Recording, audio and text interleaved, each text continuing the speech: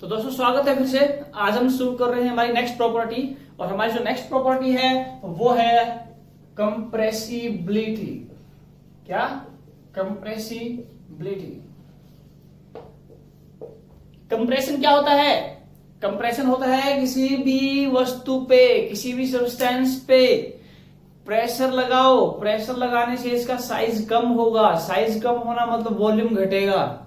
तो प्रेशर लगा के किसी भी सब्सटेंस के साइज को कम करना क्या कहलाता है? कंप्रेशन कहलाता है।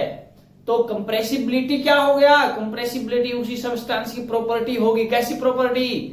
कि जब आपने किसी भी फ्लूइड पे प्रेशर लगाया तो उसके कारण उसमें जो वॉल्यूम चेंज कितना कर पाती है वो, यानी ability to change volume under the action of pressure. जब किसी भी चीज पे, किसी भी वस्तु पे, किसी भी सब्सटेंस पे प्रेशर लगाया जाता है तो उसके वॉल्यूम में कितना चेंज होगा, ये कौन बताएगा?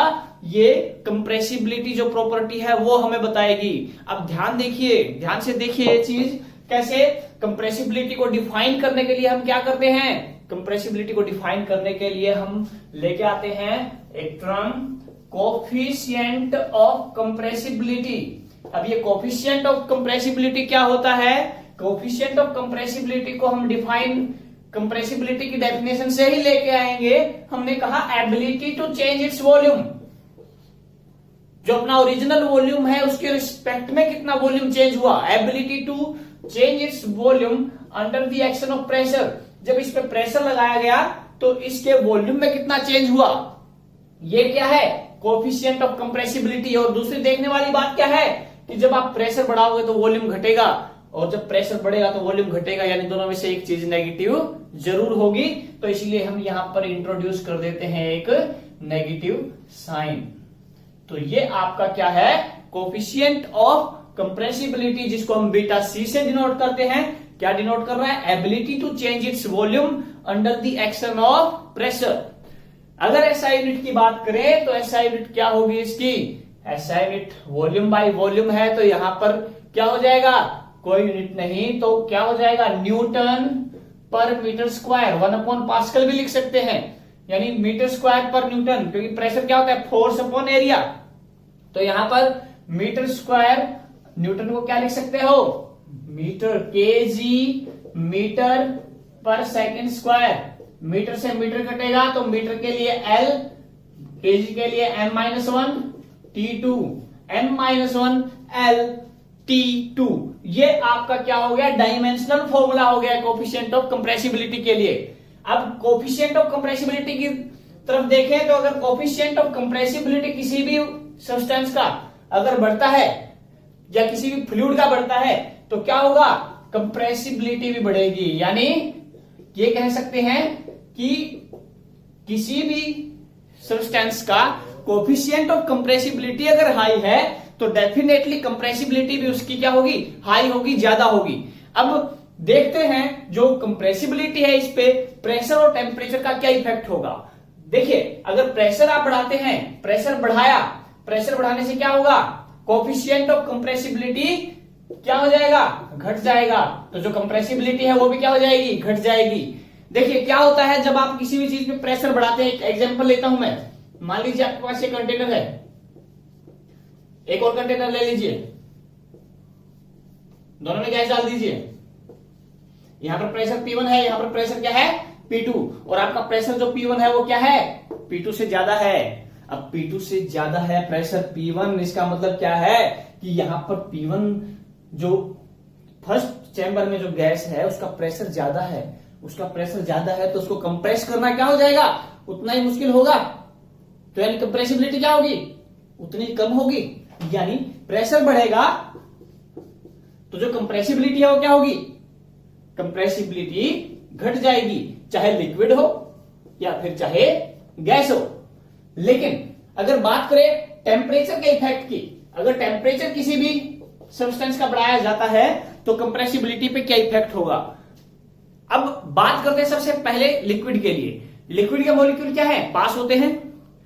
टेम्परेचर बढ़ेगा तो मॉलिक्यूल्स की काइनेटिक एनर्जी भी बढ़ेगी। काइनेटिक एनर्जी बढ़ेगी तो मॉलिक्यूल दूर दूर जाएंगे, और मॉलिक्यूल दूर दूर जाएंगे तो उनको पास लाने के लिए पास लाना हमारे लिए क्या हो जाएगा, आसान हो जाएगा।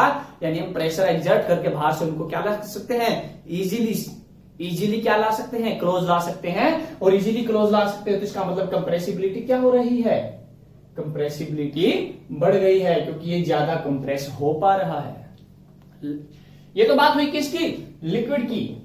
लेकिन गैसेज के केस में क्या होगा, गैसेज के केस में अगर आपने टेम्परेचर बढ़ा दिया तो प्रेशर बढ़ेगा, और प्रेशर बढ़ गया तो फिर से क्या हो जाएगी, कंप्रेसिबिलिटी घट जाएगी। यानी कि गैसेज के केस में जो कंप्रेसिबिलिटी वो घटती है टेम्परेचर बढ़ने के साथ, लिक्विड के केस में जो कंप्रेसिबिलिटी है वो बढ़ती है टेम्परेचर बढ़ने के साथ। यहां से आपका क्वेश्चन पेपर में बन सकता है कि 4 ऑप्शन आपको मिलेंगे कि जो पहला option which of the following is correct करके आपसे पूछ सकता है कि टेम्परेचर बढ़ेगा तो दोनों की कंप्रेसिबिलिटी बढ़ेगी, इसकी बढ़ेगी, इसकी घटेगी, इसकी घटेगी, इसकी बढ़ेगी, या दोनों की घटेगी। ये 4 ऑप्शन आपको दे सकता है और इन चारों में से आपको कोई भी एक ऑप्शन क्या करना पड़ेगा, चूज करना पड़ेगा। तो ध्यान दीजिएगा, ये बहुत ही इंपॉर्टेंट पॉइंट है ये यहां पर। तो बात हुई कोफिशिएंट ऑफ कंप्रेसिबिलिटी की। इसके बाद हम क्या कर सकते हैं, जो कंप्रेसिबिलिटी है इसको मेजर करने के लिए हमारे पास एक और क्वांटिटी आती है। वो क्वांटिटी कौन है, बल्क मॉडुलस। क्या है, बल्क मॉडुलस। ध्यान से देखिए क्या है, बल्क मॉडुलस।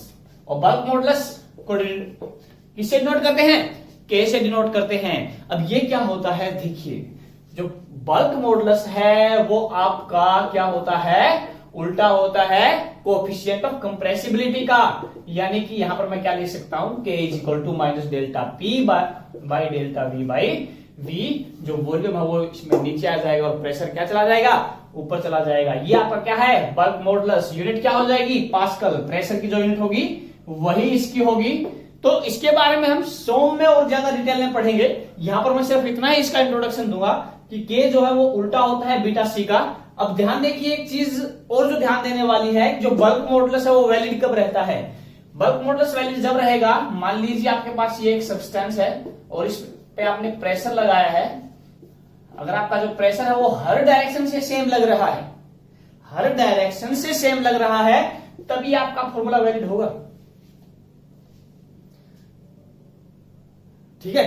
अब मान लो आपके पास एक फ्लूइड की टंकी है या कोई भी है, तो फ्लूइड में क्या होता है, पास्कल ने बोल रखा है कि फ्लूइड में किसी भी पॉइंट पे जो प्रेशर होता है वो हर डायरेक्शन से सेम होता है।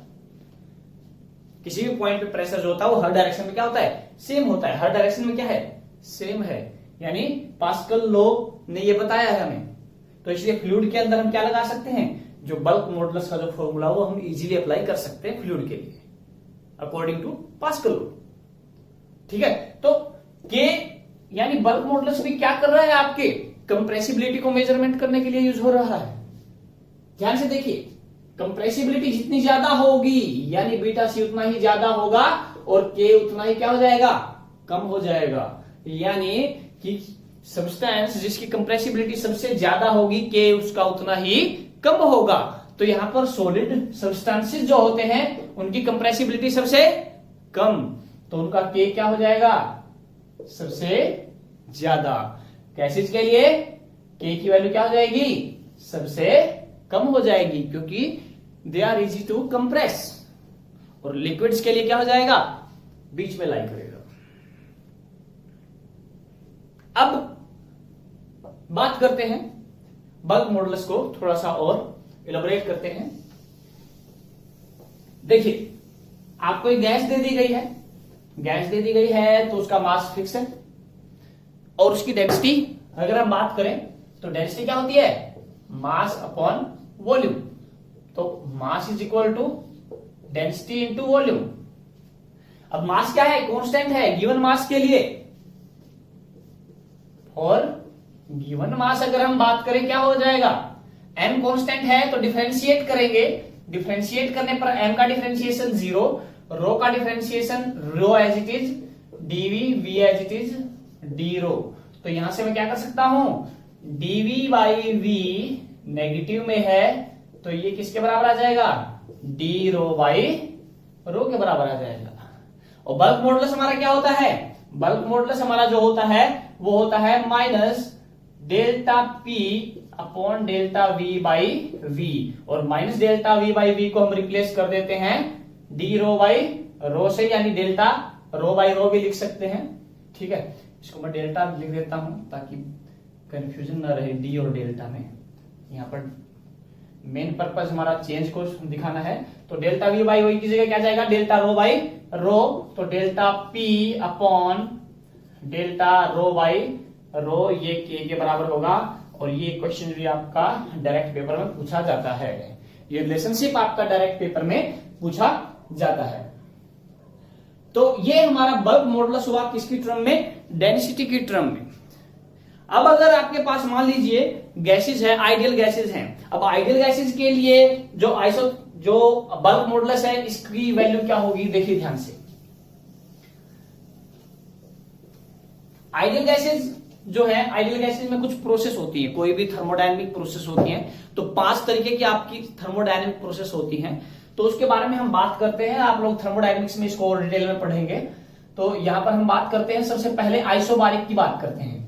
आइसोबारिक का मतलब क्या होता है, प्रेशर कांस्टेंट, तो change in pressure will be 0।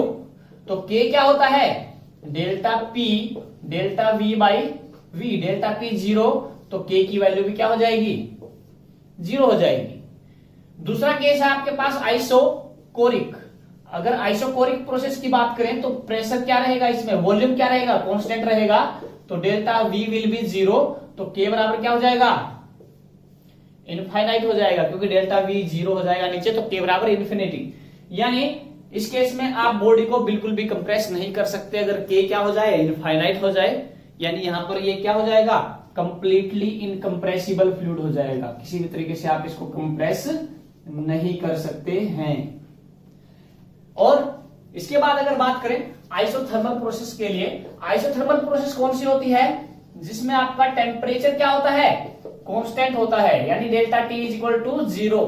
अब देखिए आइसोथर्मल प्रोसेस के लिए पी बराबर क्या होता है, कांस्टेंट होता है, तो डिफरेंशिएट करेंगे तो पी डीवी, सॉरी मैं पी डेल्टा वी लेके चल रहा हूं, प्लस वी डेल्टा पी बराबर कांस्टेंट का डिफरेंशिएशन 0 होगा। तो यहां पर अगर बात करें पी डेल्टा वी बराबर माइनस वी डेल्टा पी होगा, और यहां से पी बराबर क्या हो जाएगा, minus delta P upon delta V by V, और ये क्या है, के बराबर। तो क्या कह सकते हैं कि आइसोथर्मल प्रोसेस में जो आपका बल्क मॉडुलस है वो किसके बराबर होता है, इनिशियल प्रेशर। तो आइसोथर्मल प्रोसेस में हमने देखा जो बल्क मॉडुलस है वो आपका किसके बराबर होगा, इनिशियल प्रेशर के बराबर होगा। अब बात करते हैं एडियाबैटिक प्रोसेस में। एडियाबैटिक प्रोसेस में क्या होगा, एडियाबैटिक प्रोसेस में क्या होता है, एडियाबैटिक प्रोसेस वो होती है जिसमें कोई भी हीट ट्रांसफर नहीं होता है। तो यहां पर जो रिलेशनशिप होता है पीवी के बीच में, PV raise to power gamma बराबर कांस्टेंट होता है। तो ये आपका जो है हम थर्मोडायनेमिक्स में और डिटेल में पढ़ेंगे। तो यहां पर आप डिफरेंशिएट अगर इसको करते हैं, लोगरिथमिक डिफरेंशिएशन हम करेंगे, पहले लोग लेंगे फिर इसका डिफरेंशिएशन करेंगे, तो ln p plus gamma ln v is equal to ln c। डिफरेंशिएट करने पर क्या होगा, delta p by p plus gamma delta v by v, और ये कांस्टेंट का डिफरेंशिएशन 0 हो जाएगा। तो यहां पर हम क्या कर सकते हैं, delta p by p minus gamma delta v by v, और delta p by delta v by v minus बराबर क्या हो जाएगा, गामा p, और ये किसके बराबर है, k के बराबर। तो एडियाबैटिक प्रोसेस में जो बल्क मॉडुलस की वैल्यू होगी वो क्या होगी, गामा p के बराबर होगी। इसी तरीके से अगर हम बात करें, हमारे पास लास्ट है पॉलीट्रोपिक प्रोसेस। पॉलीट्रोपिक प्रोसेस कौन सी होती है, पॉलीट्रोपिक प्रोसेस में जो n होता है, ये जो pv raise to power gamma की बजाय क्या होता है, n बराबर कांस्टेंट, तो k की वैल्यू क्या हो जाएगी, n into p। n is polytropic index, gamma is adiabatic index. इनके बारे में आप और डिटेल में थर्मोडायनेमिक्स में आप पढ़ेंगे। तो ये आज बात हुई हमारी कंप्रेसिबिलिटी के बारे में, जिसमें हमने कोफिशिएंट ऑफ कंप्रेसिबिलिटी और बल्क मॉडुलस के बारे में बात की। अगर आपको वीडियो पसंद आया तो लाइक कीजिएगा, और कंटिन्यूस अपडेट पाने के लिए आप सब्सक्राइब कर दीजिए और अपने दोस्तों के साथ शेयर कर दीजिए, ताकि वो भी इस फ्री लेक्चर्स का फायदा उठा सके। Thank you.